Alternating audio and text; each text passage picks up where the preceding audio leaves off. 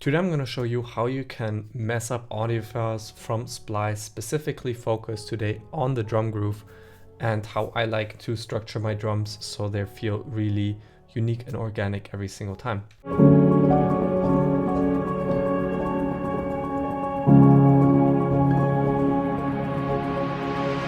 So something I like to do, I just like to import a bunch of random stems from Splice, and I like to press this flex tool here, and then I like to quantize them here. So once you have that done, you can now listen to each track.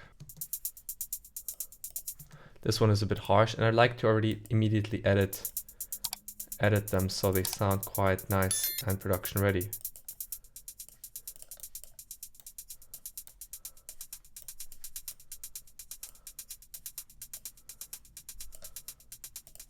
And then the second step I do is I like to tune them up and down. So I add them an octave up or an octave down. And for example, I really like the way this one sounded, so I'm gonna immediately chop it out. And that way I don't lose any time. And I removed the rest because I knew I wouldn't use it anyways. And that way you also work quick. Now this one, let's tune this one down as well. Maybe one more. I like this a bit more. So I'm gonna again chop it up. This time I'm gonna export the first one into a new audio file. So I see actually the actual waveform that has been edited. I'm gonna delete the first one here. And let me see what we have. And I'm gonna actually also quantize this new one. And I'm just gonna create like a rhythm out of this.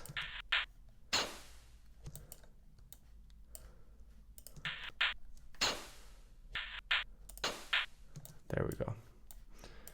All right, that already sounds cool. Once we have a rhythm going, I like to bounce this again in place. And this time I'm going to now delete this again. Now we have an audio file I can actually work with. And since now I can just copy and paste this. And this one as well.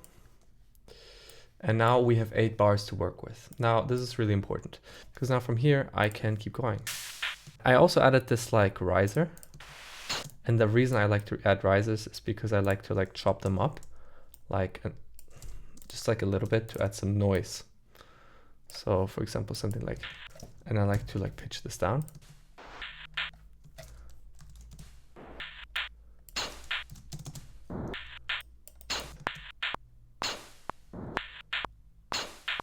Something around those lines. Okay, now we already have a small groove going on. Now, I like the shaker the way it is. Let me see how it sounds if I tune it down. Now I like this one the most. And now it's really important is that you have a nice balance going on also like here in the middle of your drums. A lot of producers at the beginning start to overfocus on the high end. You want to have a good balanced drum groove all around the entire frequency spectrum so they actually sound full. A lot of producers are like, oh, my drums sound too weak. Well, that's one of the issues.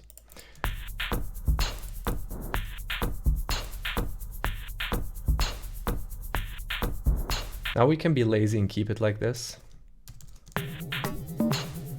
But you know me, I like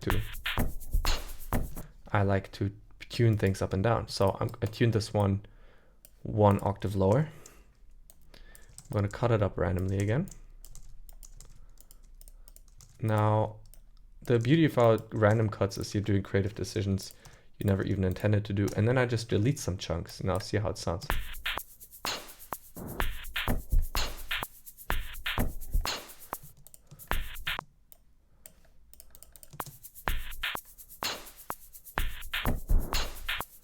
Perfect, and we already have a really cool groove going on.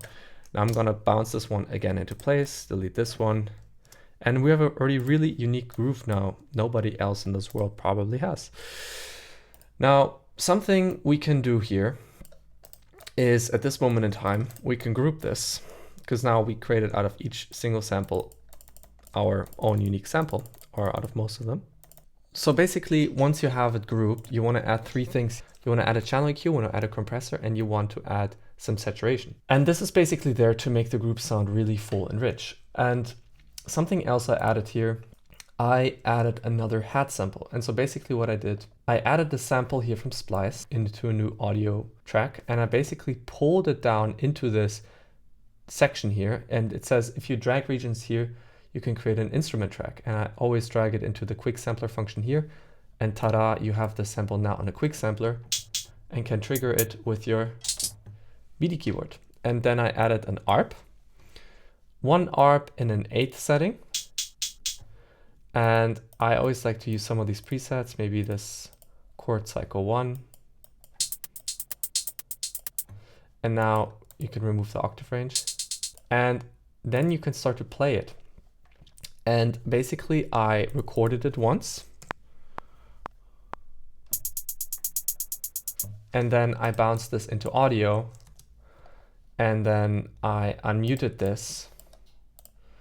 And I replaced the file here with another hat sample and deactivated the ARP and and chopped this MIDI note up into rhythm that I like this.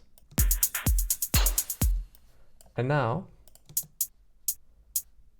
we have the opportunity to manipulate these MIDI notes through different functions. For example, what I'd like to do, I love to use the humanization function here from Logic, but what I'd like to do more is to use random velocity. And now I can set these two parameters to two different velocity depths, and I can start to randomize these notes. So they will all sound a little bit different in terms of loudness. So this is basically what I did with these three channels. Now this was exported in audio. This was the new hat I replaced. And as you can see here, I randomized the velocity here. And this was another audio file. I just exported the MIDI into another 8th dotted rhythm and added some Echo Boy JR delay. Now, I also added a tom. And I added this all to the group. And this is what I ended up with.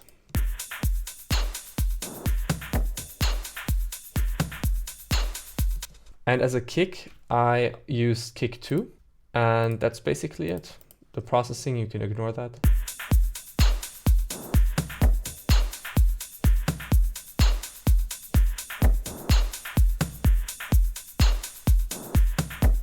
If I would be like, okay, I want to introduce a new hat, all I would have to do is duplicate that channel. And now I can quickly go inside here in the quick sampler, drag a new hat inside the quick sampler, and yeah, have a new hat. So this is a super easy trick of how you can make super big drums in Logic Pro X.